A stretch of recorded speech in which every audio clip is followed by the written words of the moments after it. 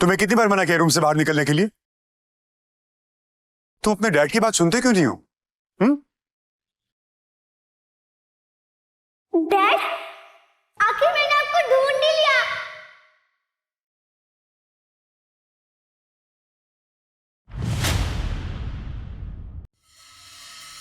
Dad मिल गई, dad मिल गई, dad मिल गई।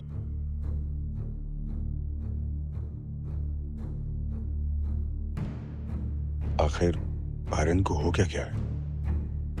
इससे पहले तो इसने कभी ऐसा बिहेव नहीं किया था।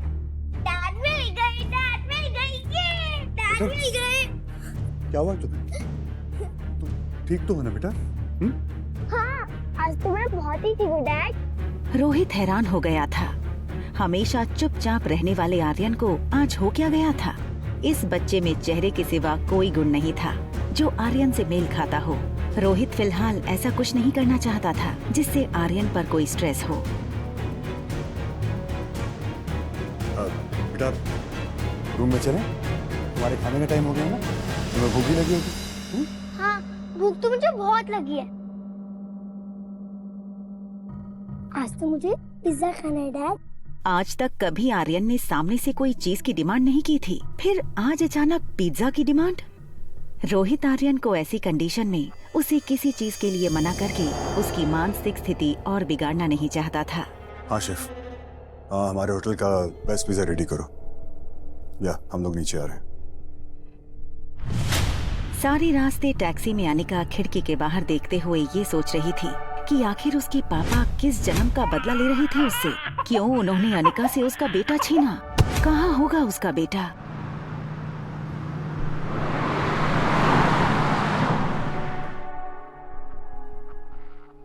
चलो गेम टाइम ओवर, टैब लाओ। रेस्टोरेंट पहुंचने के बाद अनिका को ये रियलाइज हुआ कि रिया ना तो गेम खेल रही थी ना तो कुछ बोल रही थी। वो बस अनिका को देखे जा रही थी।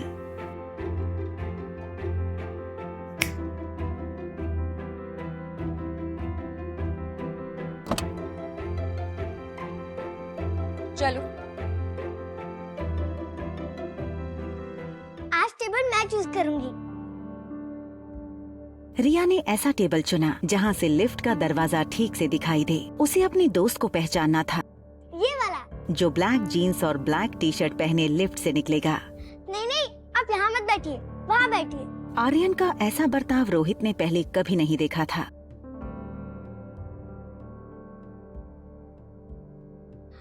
ये पिज्जा। रोहित को ऐसे टेबल मैनर्स बिल्कुल पसंद नहीं थे। उसने आर्यन को हमेशा सिखाया था कि नैपकिन गले और गोद में लगाकर फोर्क और नाइफ से खाना चाहिए, मगर आज उसे आर्यन को बड़े प्यार से संभालना था, इसलिए वो कुछ नहीं बोला। एक तरफ रोहित को लग रहा था कि आर्यन के दिमाग पर जरूर किसी बात का असर हुआ है, तो दूसरी ओर अनिका रिया के टेबल मैनर्स को देखकर इम्प्रेस हो रही थी। लेकिन अनिका इस बात से अनजान थी कि जिसे वो रिया समझ रही थी वो दरअसल रोहित का बेटा आर्यन है।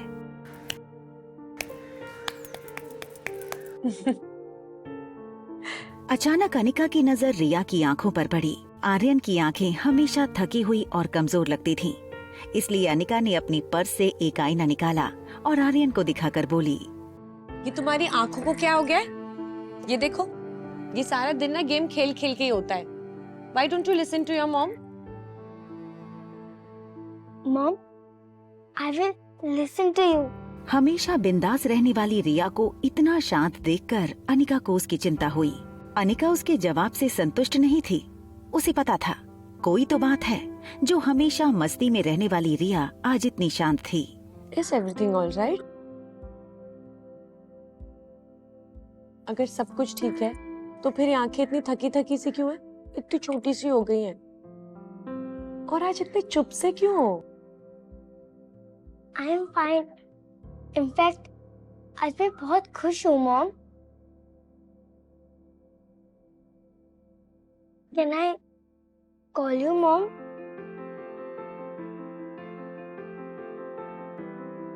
अनिका ने सोचा कि रिया आज तक उसे मम्मा बुलाती थी, अब मॉम बुलाना चाहती है।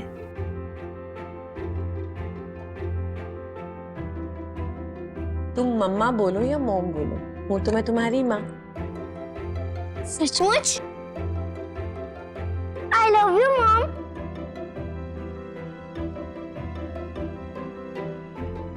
मम्मा ने आपको कैसे ढूंढा? आप इतने साल से थे कहाँ? ये सब सुनकर रोहित स्तब्ध था और सोच रहा था कि उसके बेटे को आखिर हो क्या गया है। वो क्यों ऐसी अजीब अजीब बातें कर रहा है। मैंने ना इंटरनेट पे एक वीडियो देखा था जिसमें एक लेडी 7 साल के बच्चे को ये यकीन दिलाती है कि पिछले जन्म में वो उसका बेटा था और वो बच्चा अपनी असली माँ को छोड़कर उस लेडी के साथ चला जाता है।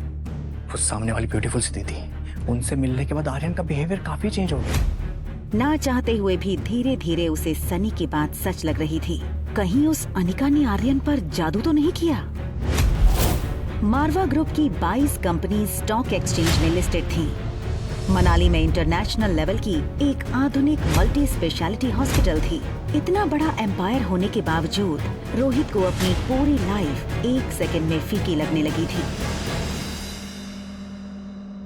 फिलहाल उसके लिए दौलत और शोहरत कोई मायने नहीं रखती थी। मायने रखता था तो बस आर्यन। रोहित आर्यन से अपनी जान से भी ज्यादा प्यार करता था, लेकिन आज अनिका के कारण उसे आर्यन को खोने का डर सता रहा था। रिया अब पिज्जा पर से अपने फेवरेट टॉपिंग्स चुन चुन कर हाथ से निकाल कर खाने लगी। तभी उसका ध्यान सामने बैठे रोहित के मसल्स पर गया। रेगुलर एक्सरसाइज की वजह से रोहित का शरीर फिट था। फ्लैट एब, टोन्ड मसल्स उसके टक्सीडो शर्ट से भी साफ नजर आ रहे थे। रिया ने रोहित के बाइसेप्स देखे और अपने छोटे छोटे हाथों से उसे दबा कर कहा, मैंने जितना सोचा था उससे कई ज्यादा हैंडसम और स्ट्रॉन्ग हो आप। मुझे एक हाथ में उठा के घुमाओ ना, बहुत हो जाएगा। करो करो करो। नहीं, पहले मैं खाऊंगी फिर मुझे घुमाना, ओके? आर्यन की कमजोर मानसिकता समझते हुए रोहित के पास उसकी बातें मानने के अलावा और कोई चारा नहीं था। देखो बेटा, मैं आपकी सारी बातें मानूंगा, आपका जो मन में आए वो करो, लेकिन आपको ना मेरी एक छोटी सी बात माननी पड़ेगी। वो जो शातिर औरत है ना जो 2402 में रहती है, बस उसकी बात मत सुन, ओके? आप ऐसे वर्ड कैसे यूज कर सकते हैं? आप भूलिए मत, वो मेरी मम्मा है। मुझे लगता है अब हमें जाना चाहिए। लगता नहीं, अब मेरा फ्रेंड आएगा। और हाँ, तब तक मैं आपसे बात नहीं करूंगी जब तक आप मेरी मम्मा को सॉरी नहीं बोलोगे। बेटा, बेटा मेरी बात सुनो, बेटा।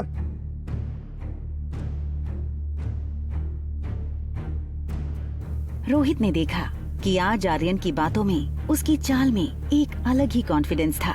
उसने हमेशा चाहा था आर्यन भी बाकी बच्चों की तरह स्ट्रॉन्ग और कॉन्फिडेंट हो, मगर इस तरह का ओवरनाइट बदलाव उससे हजम नहीं हो रहा था। मुझे वॉशरूम जाना है।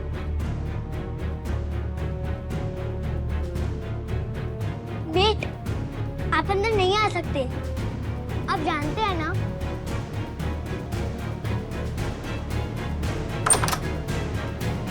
ये देखकर रोहित का सर मानो घूमने लगा। वो सोच रहा था कि भले ही आर्यन सिर्फ 6 साल का था, उसे इतनी समझ तो थी कि उसे कौन से वॉशरूम में जाना चाहिए, लेकिन वो ये नहीं जानता था कि जिसे वो आर्यन समझ रहा था वो दरअसल रिया थी। रोहित ने वहीं खड़े खड़े डॉक्टर अग्रवाल को फोन लगाया। डॉक्टर अग्रवाल मारवास की मल्टी स्पेशलिटी हॉस्पिटल के डीन थे। Hello Rohit, how are you? Doctor, I guess Aryan needs a immediate psychological attention. वो होटल में किसी गेस्ट को अपनी मॉम समझने लगा है और वो Relax Rohit, no need to panic. It's normal. Usually इस उम्र में बिना माँ के बच्चे ऐसा करते हैं। इनफैक्ट कई बच्चे तो अपनी मरी हुई माँ से बातें भी करते हैं। It's just a passing phase. फिर भी अगर symptoms long lasting रहे तो let me know and I'll appoint the best child psychologist for you, okay?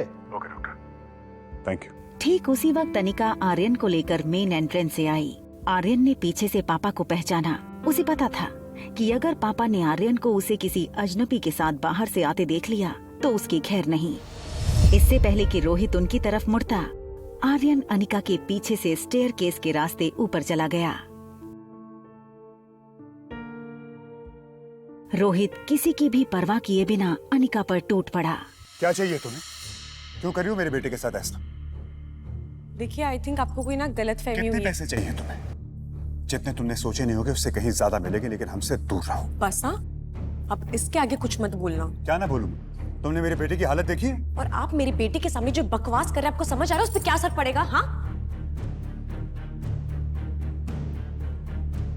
रिया,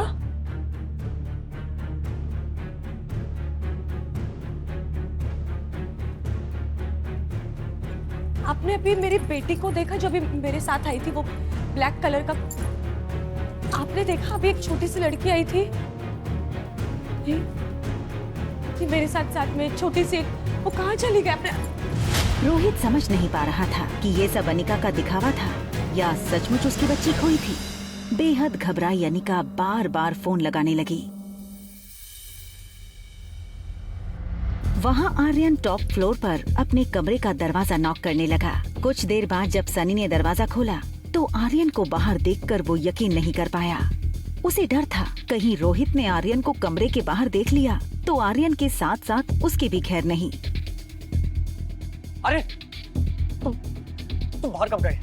मुस्कुराना बंद करो, बताओ मुझे तुम बाहर कब गए? अगर भैया ने तुम्हें देख लिया होगा ना, तुम्हारे साथ जो होगा सो होगा। मैं अपने फोन से हाथ धो बैठूंगा। और अगर मेरा फोन मुझसे छिन गया ना तो तुम्हें मैं नहीं छोड़ूंगा। डैड ने मुझे नहीं देखा, मैं सीढ़ियों से फर्स्ट फ्लोर पे आ गया, फिर लिफ्ट से सीधा यहाँ। पर तुम गए कहाँ थे? पिज्जा खाने।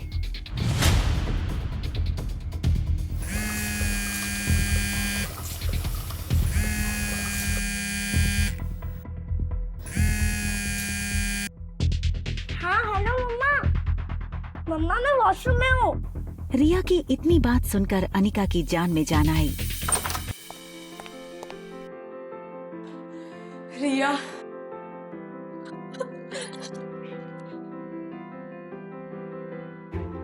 डरा दिया तूने। सारा दिन तू इतनी वेल बिहेव थी और होटल में आती तेरी शैतानी शुरू। आपका पिज्जा बहुत टेस्टी था मम्मा।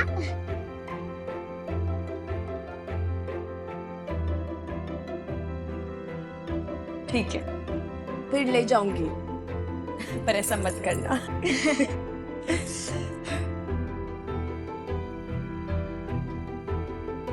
वॉशरूम के सामने एक सर्विस लिफ्ट थी।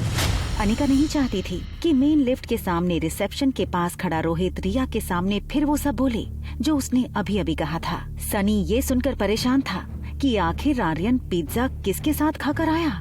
उसे लगा इससे पहले कि रोहित को कहीं से पता लगे मुझे ही सब कुछ बता देना चाहिए। हाँ बोलो। हेलो भैया, ये आर्यन कहीं से पिज्जा खाकर आया है। हाँ मैं उसे अपने साथ ले गया था। एक मिनट, आर्यन ऊपर तुम्हारे साथ है? हाँ।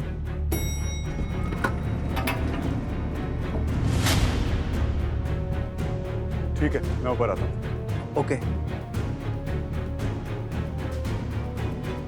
इससे पहले कि आर्यन अनिका को पूरी तरह से अपनी मां मान बैठे, मुझे कुछ करना होगा।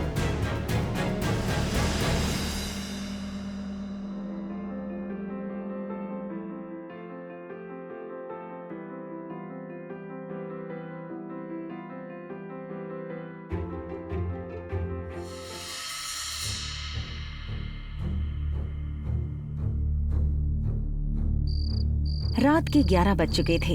अनिका अपने स्वीट के बेडरूम में बेड पर लेट गई। सारे दिन की थकान के बाद अब उसके शरीर की कमजोरी उसकी आंखों में साफ दिखाई दे रही थी। वहाँ बगल में रिया बेड पर लेटी तो थी मगर नींद उससे कोसों दूर थी। रिया की आंखों के सामने बार बार एक ही फिल्म चल रही थी।